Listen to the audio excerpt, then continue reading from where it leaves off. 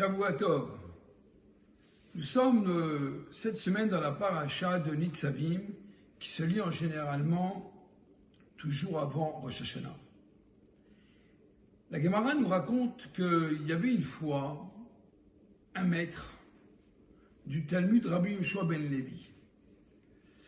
Il s'apprêtait à aller vers Yerushalayim. Il est arrivé vers un carrefour. Et là, il ne savait pas quel était le chemin pour arriver réellement à Yerushalayim. Donc il a rencontré un enfant.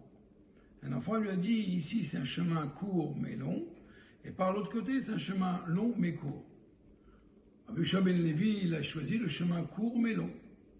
Il est arrivé à Yerushalayim, mais il a vu qu'il n'était pas si court que cela.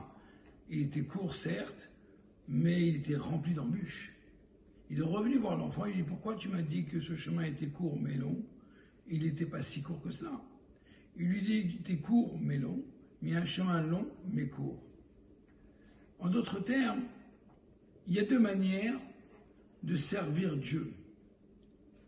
Dans la paracha cette semaine, Moshe Rabbeinu s'apprête évidemment à quitter ce monde et il continue à donner son testament. Il nous dit comme quoi que les mitzvot et la Torah est très proche de nous. Qui korov elecha davar meod bificha ou bivavcha la soto dans ta bouche, dans ton cœur et dans l'action. Et dans ces cas-là, Moshe Rabbeinu vient nous dire que faire Torah mitzvot c'est quelque chose qui est facile. A priori, c'est pas si facile que cela.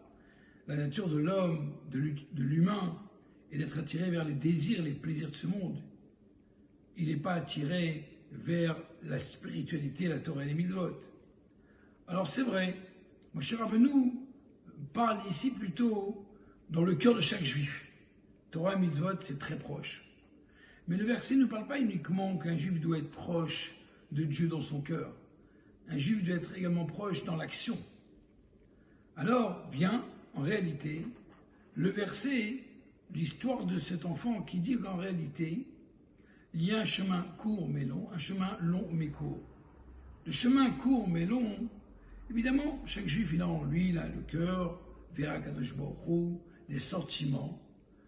Mais ce n'est pas quelque chose de manière solide.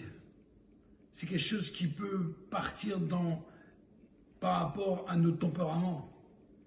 Mais l'autre chemin qui est long mais court, c'est un chemin on adhère à la Torah au mitzvot de manière avec profondeur, avec détermination, avec compréhension, approfondissement. Et c'est là que la Torah nous dit qu'en réalité que la Torah elle est proche. Oui, effectivement, elle est proche. Si un juif, il s'investit dans l'étude de la Torah et dans l'accomplissement. Nous sommes maintenant à quelques jours de Rosh Hashanah, les amis, vous le savez tous, le Bet Lubavitch 92 Sud, dont nous sommes ici à Montrouge, et qui va jusqu'à ici les Molineaux, qui sillonne un peu toutes ces différentes banlieues, eh bien il faut savoir que à une période de Rosh Hashanah, le rabbi demande beaucoup d'aller sonner le chauffard, et d'aller voir surtout les personnes âgées, les personnes qui sont malades dans les hôpitaux, maisons de retraite. C'est la raison pour laquelle nous allons sillonner, si Dieu veut, les villes d'Issy-les-Moulineaux, de Montrouge, de Châtillon, de Sceaux, de Plessis-Robinson, de Châtillon, toutes ces banlieues. Et donc je demande à chacun, si vous avez des personnes, c'est le moment de nous communiquer où se trouvent toutes ces personnes de manière qu'ils puissent écouter le chauffard à Rosh Hashanah. Et je voudrais terminer en vous souhaitant une ktiva vechatima tova leshana tovo metuka, une bonne année douce et une santé à chacun, et que si Dieu veut, Bezrat Hashem, ça soit l'année de la venue du Mashiach.